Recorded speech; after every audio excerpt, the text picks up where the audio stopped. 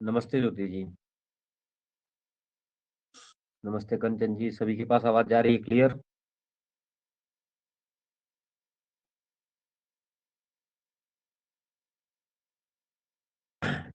सब लोग जुड़ जाए फिर शुरू करते हैं ना।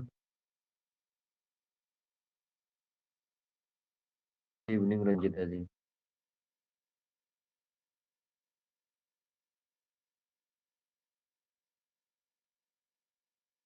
नमस्ते संपा जी।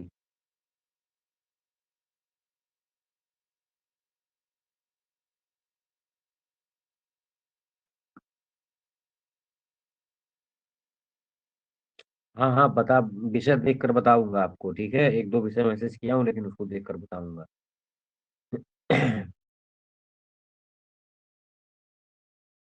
ऋग्वेद के संवाद सूक्तों में सबसे पहले जो है पूर्वा और उसी संवाद सूक्त, चलिए देखते हैं। दो संवाद सूक्त अभी तक हो गए थे। एक शर्मापणी और दूसरा जो है विश्वामित्र नदी संवाद सूक्त। आज तीसरा संवाद सूक्त है पूर्वा उर्वशी संवाद सूक्त। यह ऋग्वेद के 10वें मंडल के 95 नंबर के सूक्त से गृहीत है, ठीक है। संवाद सूक्त में क्या पहचान होती है? संवाद सूक्त में परस्पर वार्तालाप इत्यादि कुछ कथानक रहता है। उस कथानक के विषय में परस्पर दो लोग आपस में वार्तालाप करते हैं। तो उनमें से जो बोलता है वह ऋषि कहलाता है, और जिसके लिए बोला जाता है अर्थात जो सुनता है वह देवता कहलाता है। नमस्ते मधु जी। तो यह जो है पूर्वा उर्वशी संवाद सूक्त ऋग्वेद के 10वें मंडल का 95 नंबर का सूक्त है। इसमें टोटल मंत्रों की संख्या कितनी है? 18। यह सामान्य जानकारी संवाद सूक्तों के बारे में आप जाने कि पूर्वा ऋषि, उर्वशी देवता, ठीक है। तो जो मंत्र पूर्वा बोलेगा उस मंत्र में ऋषि पूर्वा होगा, जो मंत्र उर्वशी बोलेंगी उस मंत्र की ऋषिका कौन होंगी? उर्वशी होंगी, ठीक है। ये इसके बारे में सामान्य जानकारी है। ऋग्वेद के 10वें मंडल का यह सूक्त है 95 नंबर का। और इसमें 18 मंत्र हैं। टोटल मंत्रों की संख्या कितनी है? 18। और छंद है सारों में कितना, कौन सा छंद है? त्रिष्टुप छंद है। तो ये सामान्य जानकारी है, आप लोगों को पता होनी चाहिए कि विश्वामित्र नदी संवाद सूक्त में कितने मंत्र हैं, किस मंडल से गृहीत है, छंद कौन से हैं, किस मंत्र के देवता कौन है, किस मंत्र के ऋषि कौन है। यह सारी चीजें आपको जाननी जो है बहुत जरूरी है, ठीक है। तो इतना सबको समझ में आ गया होगा।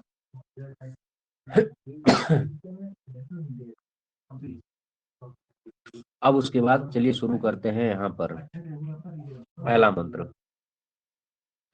पहला मंत्र ये है इसमें कि हये जाये मनसा तिष्ठ घोरे वचांस मिश्रा खिड़वा वहेनु ननौ मंत्रा अनुदास एते मयस्करण परतरे चनाहन, ठीक है। पहला क्या मंत्र है कि हये जाये मनसा तिष्ठ घोरे वचांस मिश्रा खिड़वा वहेनु ननौ मंत्रा अनुदितास एते मयस्करण परतरे चनाहन। ये सबसे पहला मंत्र पूर्वा बोलते हैं और उर्वशी से संबोधित करते हुए। ये कथानक कुछ इस प्रकार का है। उर्वशी ये जो है स्वर्ग लोक की अप्सरा है, ठीक है। स्वर्ग लोक की अप्सरा है। यह पूर्वा के पास जो है आकर के लगभग 3 साल पूर्वा के पास रही। और उर्वशी को जब गर्भ धारण हो गया तो वह जो है पूर्वा को छोड़ करके जाना चाह रही है। अब पूर्वा जो है उसके प्रेम में इतने संतप्त है कि उसके वियोग में पूर्वा की पागल वाली स्थिति हो गई है, और वह जो है हर तरह से जो है उर्वशी से केवल जो है एक ही बात बोल रहे हैं कि कुछ भी करो लेकिन हमारे साथ रहो, ठीक है। तो इस तरह का आख्यान सूक्त इस तरह से है। तो यहाँ पर उर्वशी, जैसे मान लीजिए यह उर्वशी यहाँ पे स्वर्ग की तरफ जाना चाह रही है, और यहाँ से पूर्वा जो है उर्वशी से केवल हाथ जोड़ के विनती कर रहे हैं कि रुक जाओ रुक जाओ, कुछ इस तरह का कथानक है। तो पहला मंत्र इसका कौन सा है? हये जाये मनसा तिष्ठ घोरे वचांस मिश्रा क्रीडवा वहेनु ननौ मंत्रा अनुतास एते मयस्करण परतरे चराहन। पूर्वा का ये कथन है कि हये घोरे जाए, ठीक है। ये सब संबोधन वाले शब्द हैं, इनको पकड़ेंगे कि हये घोरे जाए अर्थात जो ये, हे घोरे मतलब हे कठोर हृदय वाली मेरी स्त्री, जाए मतलब मेरी पत्नी, मनसा तिष्ठ, मनसा मतलब अपने मन में मेरे प्रति कुछ प्यार ला करके तिष्ठ रुक जाओ, अर्थात 3 साल तक हमारे साथ रही हो, अपने मन में कुछ तो सोचो। हाय घोरे जाए मतलब हे घोर पत्नी मनसा तिष्ठ मतलब क्षण मात्र के लिए रुक जाओ। 3 साल तक हमारे साथ रही, अपने मन में कुछ उसी चीज को तो याद करके रुक जाओ। और हम लोग क्या करें, वजांश मिश्रा क्रीड़वा वहीनु, हम लोग मतलब हम दोनों क्या करें, आमाम मतलब हम दोनों, वजांश मिश्रा, मिश्रा मतलब परस्पर मिश्रित रूप से, वजांश अर्थात वाणी को मिश्रित करें। वाणी को मिश्रित करने का मतलब क्या है कि हम लोग परस्पर वार्तालाप क्रीड़वा वही करेंगे। हम लोग भाई रुको, हमसे बात करो, दोनों लोग परस्पर वार्तालाप करें। अगर नौ मतलब हम दोनों एते मंत्रा इस बातचीत को न अनुदिदास, अगर हम साथ बैठकर बातचीत नहीं करेंगे तो परतरे अहन जो आने वाले दिन हैं वो सब मयः करण न, मयः मतलब सुखकारी, करण न मतलब नहीं होंगे, न मतलब नहीं, करण मतलब होंगे। ठीक है, तो इसका अर्थ इस तरह से है कि पूर्वा उर्वशी से कहता है कि हाय घोरे जाए, हे जो हे घोरे पत्नी, मनसादिष्ट अर्थात जो है अपने मन को क्या करो, हमारे प्रति अनुरागी बनाते हुए तिष्ठ अर्थात रुक जाओ। और वचान से मिश्रा क्रीड़वा वही, अर्थात जो है मेरे साथ वार्तालाप का मिश्रण करो, अर्थात मुझसे बातचीत करो। नौ मतलब हम दोनों, अगर एते मंत्रा अगर परस्पर बातचीत न अनुदितासह अगर बातचीत नहीं करेंगे तो परतरे अहन जो बाद वाले दिन में हम लोग जो है मयः करण न, मयः करण न, यहाँ मयः करना का मतलब है कि मयः मतलब सुख, हम लोग जो है सुख पूर्वक आने वाले दिनों में नहीं रह पाएंगे। ये पहले मंत्र का अर्थ स्पष्ट हुआ, एक बार बताएंगे।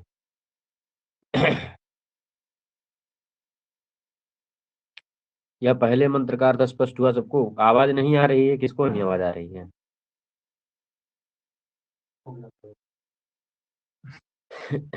बोलें ये वाला फिर से एक बार बोल दें, पहला मंत्र। वॉइस क्लियर है ना? हाँ, हये जाए मनसा तिष्ठ, हये घोए जाए, हे जो है घोर पत्नी, मनसा मतलब अपने मन को अनुरागी बनाते हुए तिष्ठ अर्थात रुक जाओ। वचांस मिश्रा हम लोग परस्पर वार्तालाप को, क्रीड़वा वही मतलब परस्पर वार्तालाप करें। नौ मतलब हम दोनों, यदि मंत्राह एते मंत्राह इस बातचीत को न अनुदिताशा नहीं करेंगे तो परतरी अहन जो बाद वाले दिन हैं वो हमारे लिए मयः अर्थात सुखकारी, न करण अर्थात सुखकारी नहीं होंगे। तो इस पहले मंत्र में पुरुरवा बोलता है उर्वशी के लिए। तो पहले मंत्र के ऋषि हैं पुरुरवा, देवता है उर्वशी। दूसरे मंत्र में उर्वशी की उक्ति है, किम एता वाचा क्रीडवा तवाहम प्राक्रमशम उससा मुग्रियेव पुरूरवः पुनः अस्तम तरेहि दुरापना वात इवाहमस्मि। इस मंत्र में जो है उर्वशी कहती है, किम एता वाचा क्रीड़वा, अर्थात जो है एता वाचा इस बातचीत से किम क्रीड़वा क्या कर लोगे। ठीक है, ये जो कह रहे हो कि हम लोग आओ बातचीत करें, तो उर्वशी कहती है कि एता वाचा इन वाणियों से परस्पर वार्तालाप से किम क्रीड़वा, अर्थात तुम क्या कर लोगे, तुमको क्या मिल जाएगा। अहम मतलब मैं, तव मतलब तुम्हारे लिए, अग्रियेव उससा प्रथम ऊषा के समान, प्राक्रमिशम अर्थात जो है दुष्प्राप्य हूँ, अर्थात मैं तुम्हारे लिए चली जा रही हूँ। बताया ये जा उर्वशी कह रही है कि एता वाचा इन वाणियों से किम क्रीड़वा, जो कह रहे हो कि आओ वार्तालाप करेंगे, तो इन वाणियों से तुम क्या कर लोगे।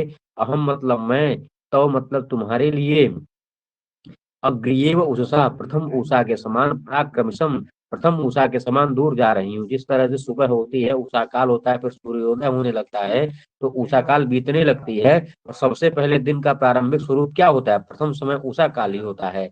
और उषा काल बीतते समय नहीं लगता है, तुरंत सूर्योदय होता है। तो उर्वशी जो है पूर्वा से यही कहती है कि एता वाचा किम कृणवा, अर्थात इन बातचीत से क्या लाभ होगा। अहम मतलब मैं, तव मतलब तुम्हारे लिए, अग्रियेव उषसाम अर्थात प्रथम उषा के समान, उषा काल के समान, प्राक्रमशम अर्थात जो है दूर जा रही हूँ। हे पूर्ववः अर्थात हे पूर्ववा, बात समझो, पुनः मतलब फिर से, अस्तम परे ही अर्थात घर को लौट जाओ, जहां आए थे वहीं चले जाओ। अहम मतलब मैं, अहम मतलब मैं, वात इव अर्थात वायु के समान, दूरापना अस्मि मैं वायु के समान दुष्प्राप्य हूँ। तो ये दूसरे मंत्र में उर्वशी पूर्वा को उत्तर देती है।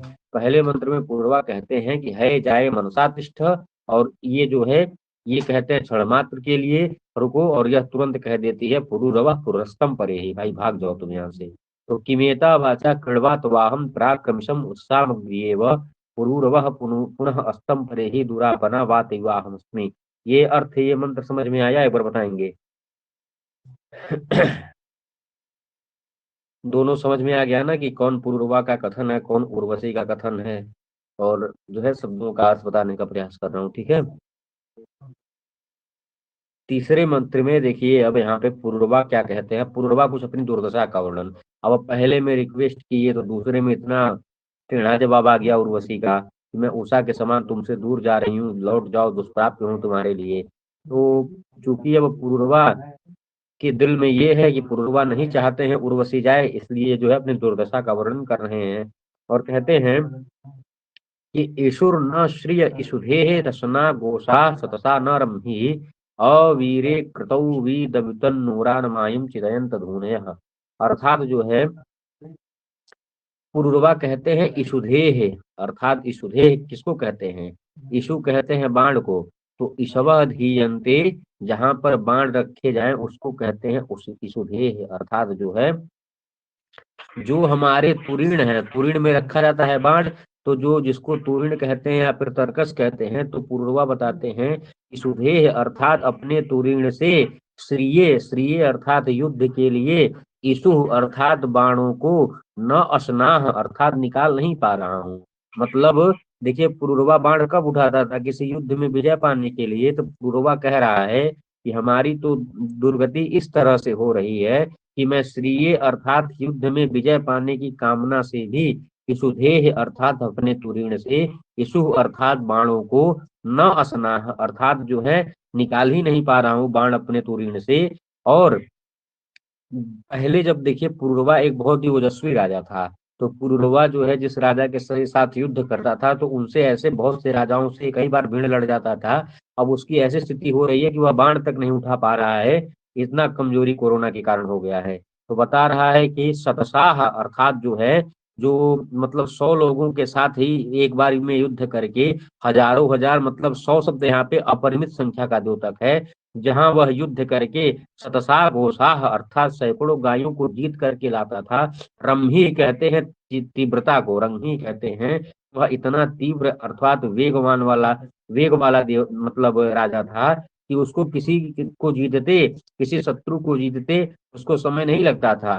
लेकिन पुरुरवा की स्थिति इस तरह से हो गई है कि ईशुधेह अर्थात जो है वह अपने तुरीण से विजय के लिए ईशु अर्थात बाणों को न असनाह निकाल ही नहीं पा रहा है। और जो सैकड़े गायें जीतता था बहुत तेजी से, वह तीव्रता भी न रंगी अर्थात वह तीव्रता भी समाप्त हो गई है।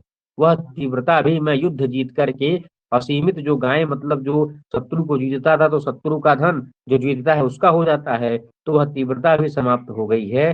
क्रतौ, क्रतौ कहते हैं राजकर्म में। क्रतौ मतलब यह जो पुरुरवा बता रहा है, पुरुरवा एक राजा है, तो बता रहा है अपने वह राजकर्म में भी वह अवीरे, अवीरे अर्थात जो है वीरता से विहीन हो गया है, अर्थात राजकर्म में भी उसका मन नहीं लगता है। और वीद वितन नूरा नमायुम चितयंत धूनय, अर्थात जो है बताया यहाँ पे पुरुरवा कह रहा है कि जो पुरुरवा के धुनय, धुनय अर्थात जो पुरुरवा के सैनिक हैं, वह जो है जो ओरा ओरा उरा मतलब क्या होता है? द्रव्युतन नोरा में उरा शब्द है। तो जो धुनय अर्थात जो पुरुरवा के सैनिक हैं, वह उरा अर्थात संग्राम में, आयुम अर्थात मायुम, मायुम शब्द का मतलब है सिंहनाद, मतलब जो पुरुरवा के सैनिक हैं वह उरा मतलब रण संग्रामों में भी मायुम अर्थात सिंहनाद की चिंता न चिंतयंते, अर्थात उनकी चिंता भी नहीं करते हैं। पता है उनको कि जब राजा हमारा वैसे ही इस समय ढीला पड़ा हुआ है तो हम जीते चाहे हारे क्या है, राजा की जीत पर जीत होती है और राजा के हार पर हार। तब जब राजा ही इसको में पड़ा हुआ है तो कहाँ से सैनिक जो है सिंहनाद इत्यादि करेंगे। तो उसी को यहाँ पर बताया गया है। यहाँ पे पुरुरवा कहता है, ये लाइन कभी एग्जाम में आई थी जी, यही पूरा मंत्र आया होगा किसी पेपर में। तो यहाँ पर कहा गया है ईशुधेह मतलब पुरुरवा कहता है मैं अपनी ईशुधि अर्थात तुरीण से ईशु अर्थात बाणों को न असनाह निकालने में असमर्थ हो गया हूँ। और जो शतसाह गोसा जो मैं अपरिमित गायें लाता था, वह न रम्य, वह तीव्रता भी अब नहीं रही, वह तीव्रता भी अब समाप्त हो गई। क्रतौ अवीरे, क्रतौ मतलब मैं अपने राज कर्म में अवीरे अर्थात वीरता से विहीन हो गया हूँ। और धुनयः जो मेरे सैनिक हैं, यह उरा अर्थात जो है संग्रामों में, मायूम अर्थात सिंहनाद की भी चिंतयन्ते न, इनकी चिंता भी छोड़ दिए हैं। ठीक है, ये समझ में आ गया सबको। ईशुर न श्रिय ईशुधे असना गोसा सदसा न रम्हे अवीरे क्रतौ वीदब्युतन नूरा न मायूम चितयन्त धुनया। वैदिक शब्दावली कुछ इस तरह की होती है कि इसका बढ़िया पीडीएफ, और इसका तो पहली बात अन्वय नहीं मिलता है ना, इसलिए थोड़ा सा इसके अर्थों में शब्दांश में थोड़ी दिक्कत हो जाती है, लेकिन फिर भी ठीक है। ये ठीक आ गया ना। चितयंते मरी तो आसान है। चितयंते अर्थात न चेतयंती, न चेतयंती अर्थात जो है चिंता नहीं करते हैं। जब राजा ही बाण नहीं निकाल पा रहा है तो जो ये धुने अर्थात जो सैनिक होंगे, यह सिंहनाद क्या करेंगे। सिंहनाद तो तब होता है ना जब राजा जो है शत्रु राजा को मार करके वापस लौटता है। लेकिन यहाँ पर जब राजा बाण तक नहीं निकाल पा रहा है तो जीतेगा क्या किससे। इसीलिए धुनय अर्थात जो इस पुरुरवा के सैनिक हैं, यह उरा अर्थात विस्तृत संग्राम में मायूम चितयन्ते न अर्थात जो है मायूम अर्थात सिंहनाद की भी न चिंतयन्ते चिंता नहीं करते हैं। ठीक है। हाँ, प्रेम तो मैं तो कुछ भी हो जाता है। हाँ, ये समझ में आ गया। ईशुर नश्रिय ईशुधे रसना घोषा सतसा नरम्हि अवीरे कृतौ वी दवितन नूरा नमायुम चितयंत धूने। आगे चलें। अगला है सा वसु दधति स्वसुराय वय वय सा वसु दधति स्वसुराय वय उसो यदि वश्यन्ति गृहात् अस्तम ननक्षे यस्मिन् चाकंदिवा नक्तम संथिता वहितसेन।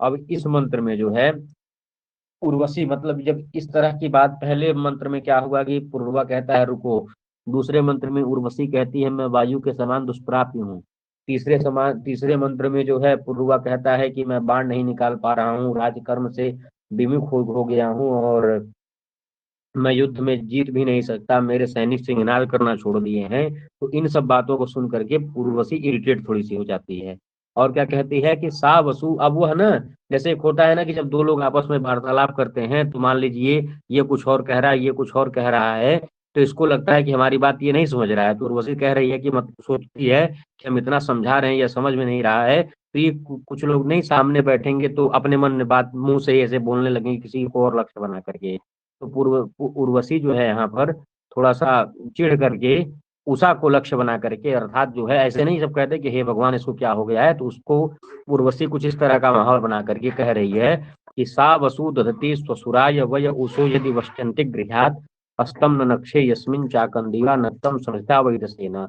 अर्थात ये इतना बोल रहा है रुकने के लिए, इसको ये नहीं पता है कि अर्थात कि उषा अर्थात हे उषा कहती है कि मतलब उषा को लक्ष्य करके, यद्यपि ना वहां पे उषा वगैरह खड़ी नहीं है, ऐसे ही उषा को लक्ष्य करके बोल रही है, उषा को निवेदित करते हुए बोलती है सा मतलब सा इयम उर्वशी, यह जो उर्वशी है यह वय अर्थात अन्न को अगर ससुराय दधती, अगर यह उर्वशी जो है उर्वशी को इतना ही पुरुरवा के पास रहने का मन करता तो वय अर्थात अन्न को ससुराय मतलब अपने ससुर के लिए, अपने ससुर को जो है भोजन कराना चाहती, तो और अपने वष्टि वष्टि अर्थात अपने पति की कामना करती हुई अंतिक गृहात अर्थात ससुर के घर के जो बगल का घर है, उस जो पुरुरवा का घर है उसकी कामना करती हुई यह पुरुरवा के पास रहती। और अस्तम ननक्षे यस्मिन चाकंदिवा अर्थात जो है अस्तम अर्थात अपने पति गृह में ननक्षे हमेशा वहीं पड़ी रहती, और वहां पर नक्तन दिवा दिन रात वैतसेन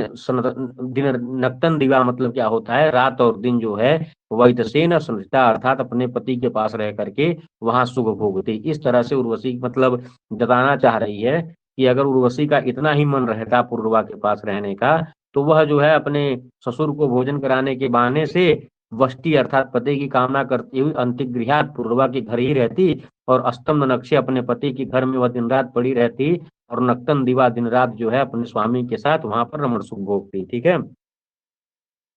क्या 6 फरवरी को मेंस का एग्जाम है?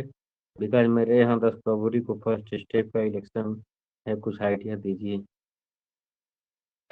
जीआईसी वाला मेंस एग्जाम, अगर इसके बारे में किसी को पता हो तो कमेंट कर देना। सा वसुधरति ससुराय वय उसो यदि वश्यन्ति गृहा अस्तम नक्षे यस्मिन चाकंदिवा नक्तम संहिता वैदसेन। इसका मतलब समझ में आ गया कि उर्वशी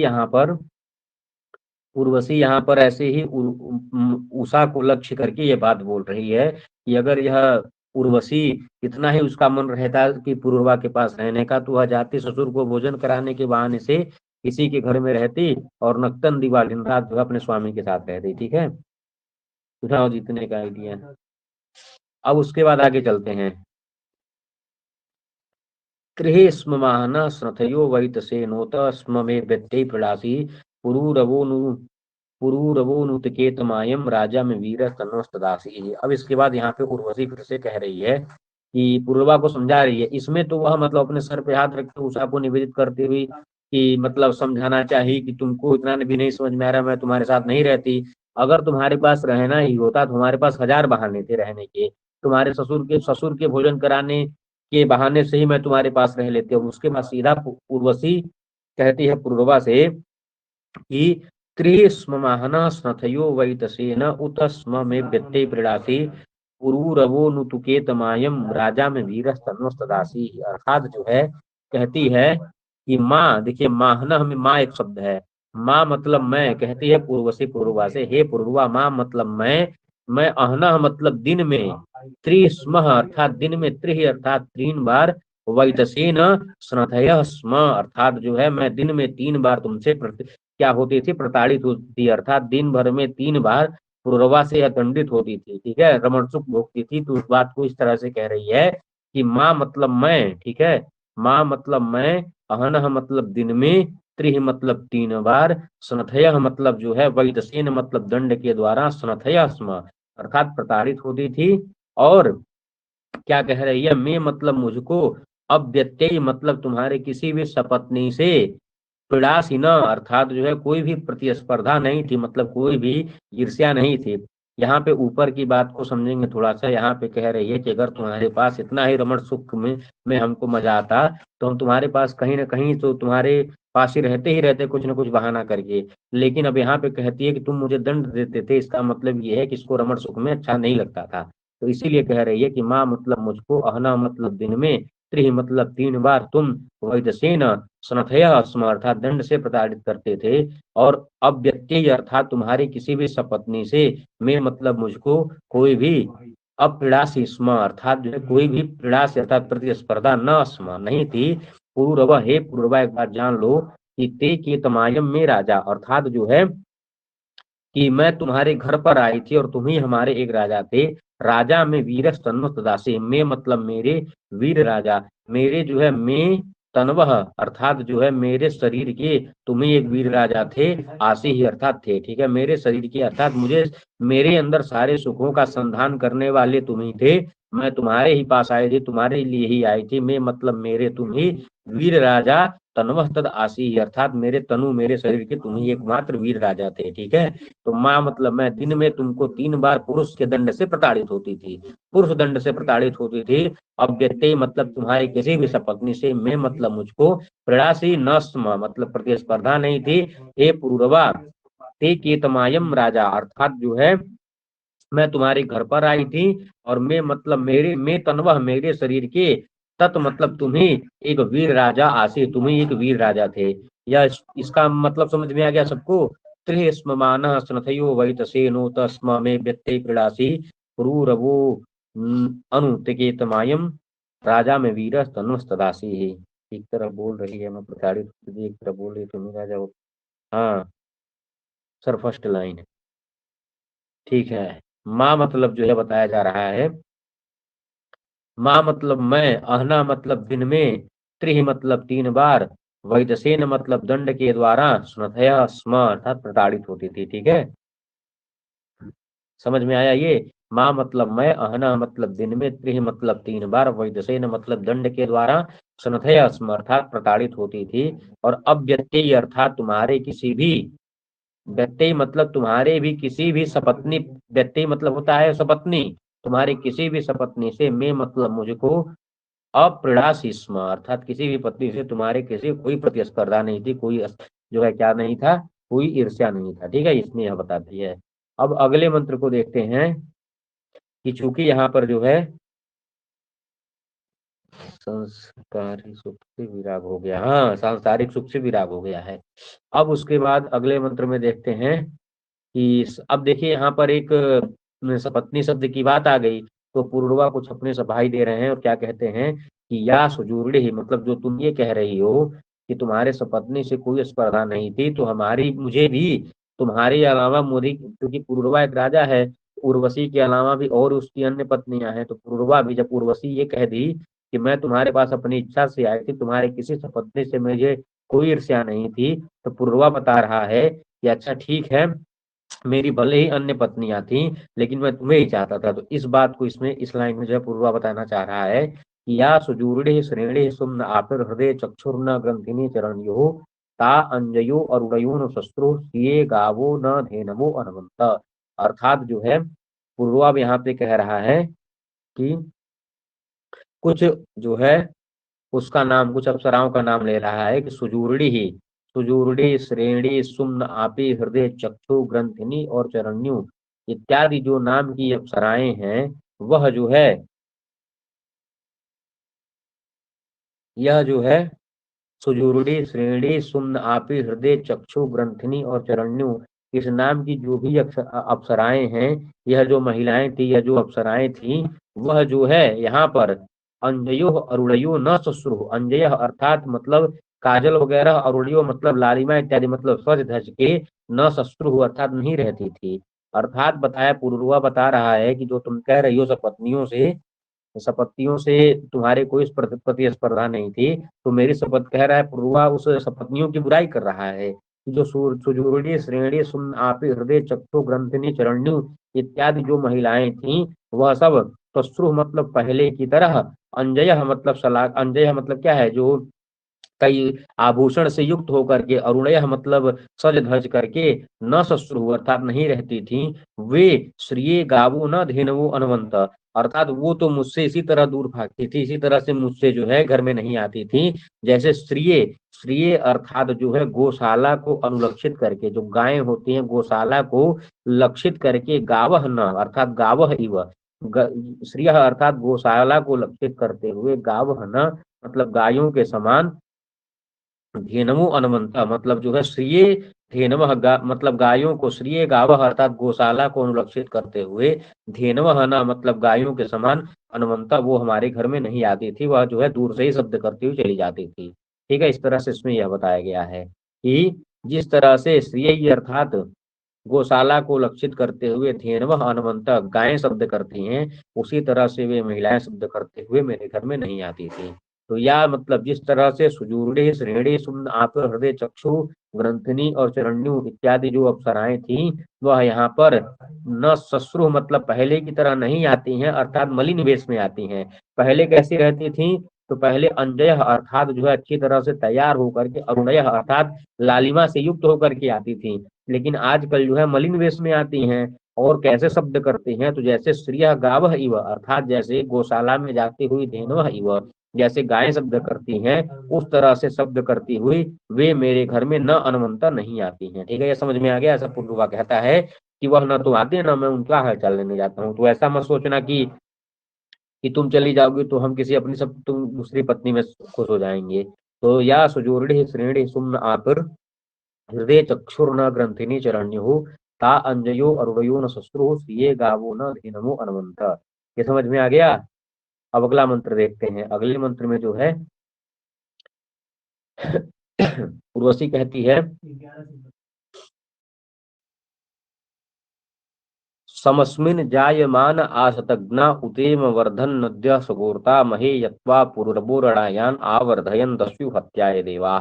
अर्थात जो है बिल्कुल गलती की, समस्मिन जायमान आशतग्ना उतेम वर्धन नद्य सगोरता महे यत्वा पूर्वोरणायान आवर्धयन दस्यु हत्याय देवा। अर्थात जो है अब यहाँ पर कहा जा रहा है उर्वशी के द्वारा कि सम जायमान अर्थात जो है सम अस्मिन जायमान, अस्मिन मतलब जिस समय, यह जब पूर्वा जायमान आसत जब यह पूर्वा उत्पन्न हुआ था, सम अर्थात यह जो पूर्वा है जिस समय जायमान आसत उत्पन्न हुआ था, तो बताया जा रहा है समस्मिन जायमान आज तक ग्राह, तो ग्राह स्वगुरता, इसको जोड़ेंगे। स्वगुरता मतलब स्वर्ग लोक में रहने वाली, ग्राह अर्थात जो देवताओं की पत्नियां हैं, और नद्य मतलब नदियों ने, उत मतलब नदियों ने भी, अर्थात यहाँ पे यह बताया जा रहा है कि समस्मिन जायमान आज तक ग्राह, ग्राह शब्द है, ठीक है। तो यहाँ पे बताया जा रहा है,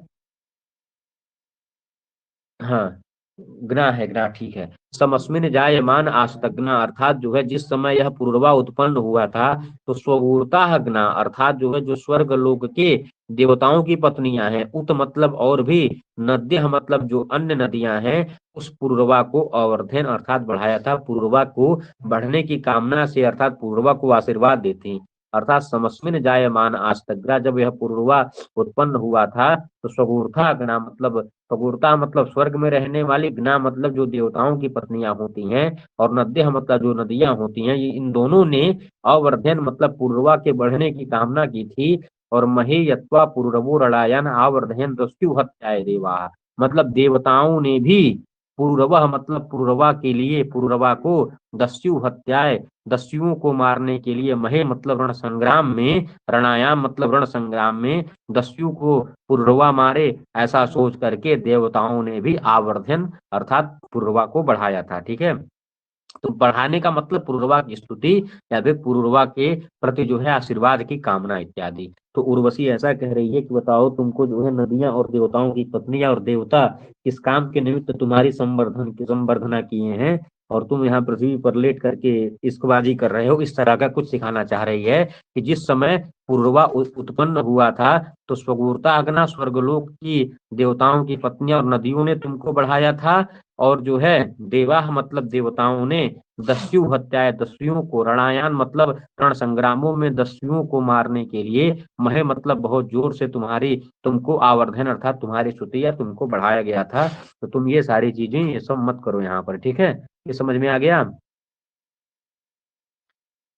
महेराय अर्थात जो है महान संग्रामों में दस्युओं की हत्या के लिए देवा मतलब देवताओं के द्वारा आवर्धन तुम्हारी संवर्धना की जा रही थी, और नदियों ने और स्वर्ग लोक के निवासी देवताओं की पत्नियों ने तुम्हारे उत्पन्न होने पर तुम्हारी संवर्धना की थी, और तुम आज बाण नहीं उठा पा रहे हो, ठीक है। तो इस तरह से यह उर्वशी का कथन है।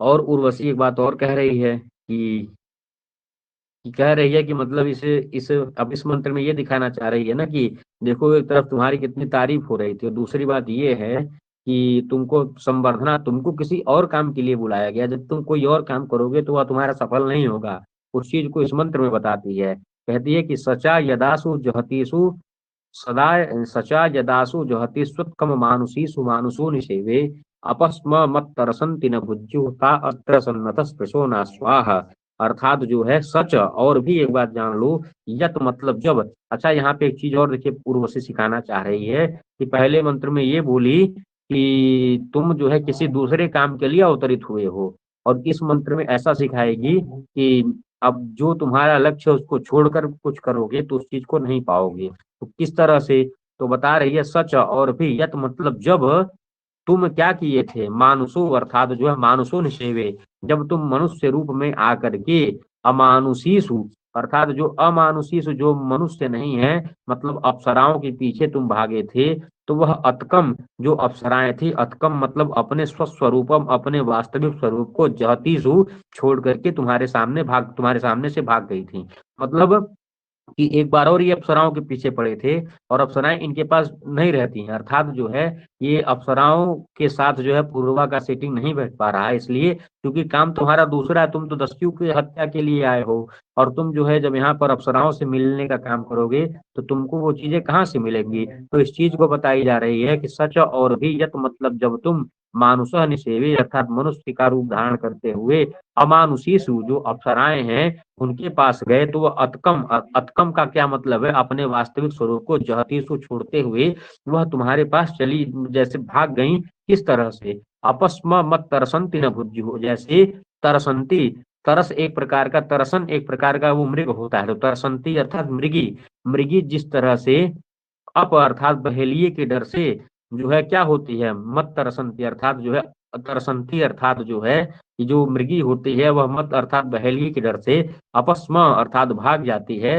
और जिस तरह से ताह अत्र सन्नथ स्पृशो नास्वाहा अर्थात स्पृशो नास्वाहा स्पृशः अर्थात जो अश्व घोड़े होते हैं, रथ में जुटे हुए जो घोड़े जिस तरह से बहुत तेजी से भागते हैं और जिस तरह से मृगी बहेलिए के डर से भागती है, उसी तरह से सच सेम उसी प्रकार यत मतलब जब तुम आसु अमानुषीसु इन जो है अप्सराओं के पीछे मानुष रूप धारण करके मनुष्य का रूप धारण करके गए थे, तो वह अपने अतकम अपने वास्तविक स्वरूप को जहतीसु छोड़ करके भाग गई थी। ठीक है, तो इस तरह से बताया गया। मतलब पूर्वा ये जान लो कि तुम बचपन से ही जो है अप्सराओं के पीछे पड़े हो और अप्सराएं तुमको छोड़कर भागी हैं, तो इसीलिए मैं भी अप्सरा हूं, मैं भी छोड़कर भागूंगी और तुम्हारा काम कुछ और है।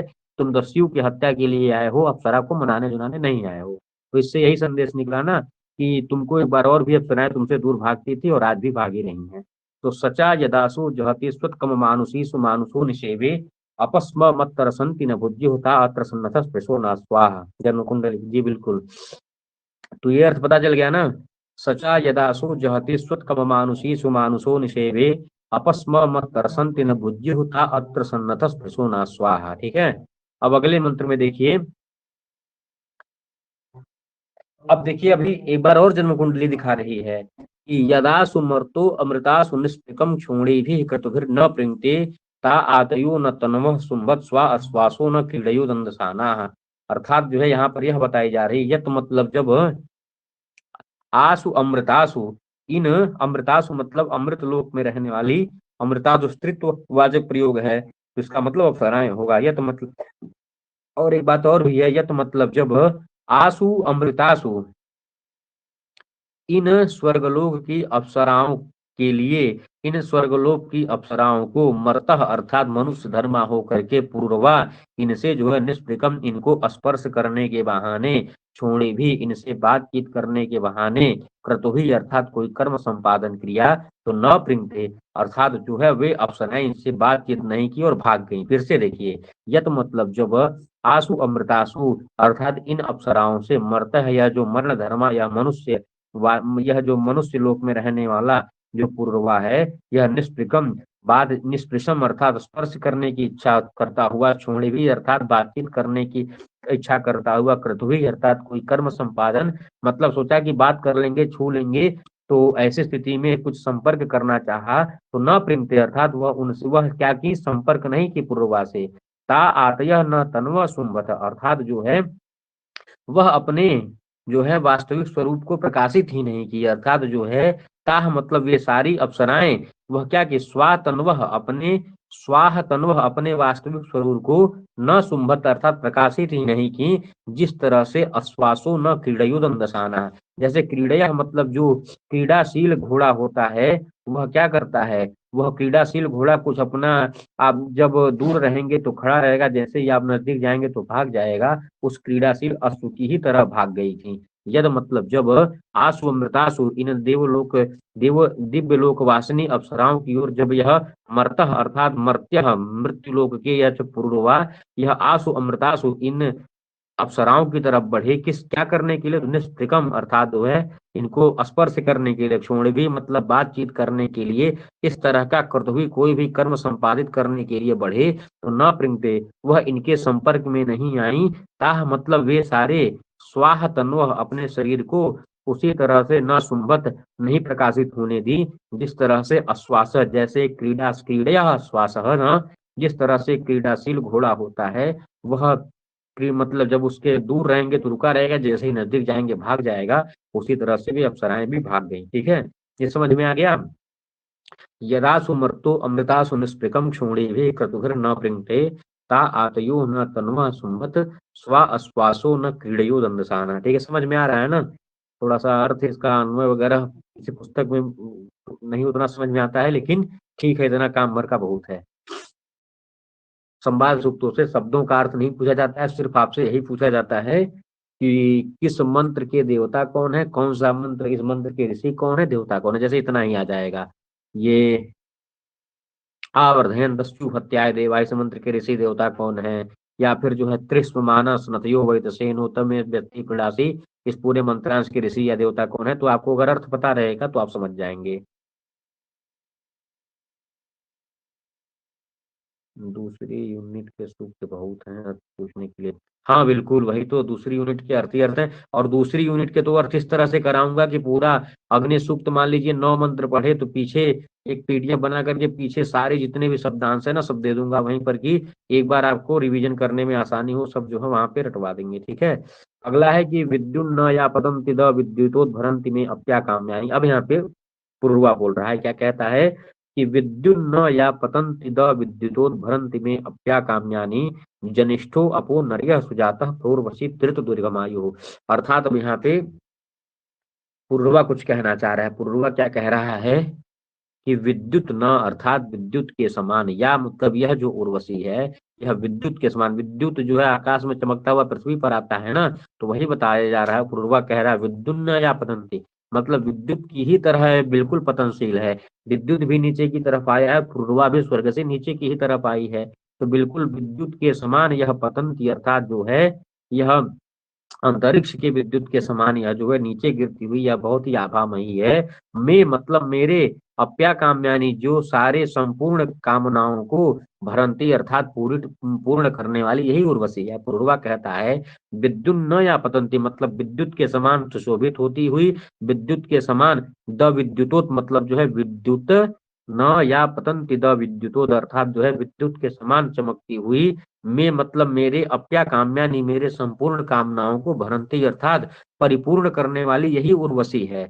और हे उर्वशी जनिष्ठो अपो नरियः सुजाता, नरियः मतलब मुझ जैसे पुरुष के, सुजाता सुंदर जातक को, जनिष्ठ अर्थात तुमने उत्पन्न किया है, अर्थात पूर्वा का पूर्वा का जो पुत्र है वह उर्वशी के गर्भ में है, तो वही बता रहा है नरियः सुजाता इस नर का जो सुंदर जात है वह तुम्हारे गर्भ में है। हे उर्वशी तुम क्या करो, दीर्घमायु प्रतिरत अर्थात जो है उसको दीर्घ होने की दीर्घायु होने का आशीर्वाद दो। विद्युत के समान चमकने वाली हे उर्वशी, मैं मतलब मेरे अप्या काम्यानी सारे कामनाओं को पूर्ण करने वाली, भरंती अर्थात पूर्ण करने वाली तुम जो है तुम्हारे गर्भ में मेरा पुत्र पल रहा है, तुम प्रोर्वशी तिरत दीर्घमायु। उर्वशी मतलब हे उर्वशी दीर्घम आयु प्रतिरत अर्थात मेरे पुत्र को दीर्घायु होने का आदेश करो। तो कुछ बहाना करके ये इस तरह का कर रहा है। तो अभी क्या करते हैं ना, अभी मुझे एक बार मार्केट जाना पड़ेगा, तो आज यहीं तक रहने देते हैं ना, 10 मंत्र तक रहने देते हैं। और बाकी जो शेष 8 मंत्र हैं उस 8 मंत्रों को कल करेंगे।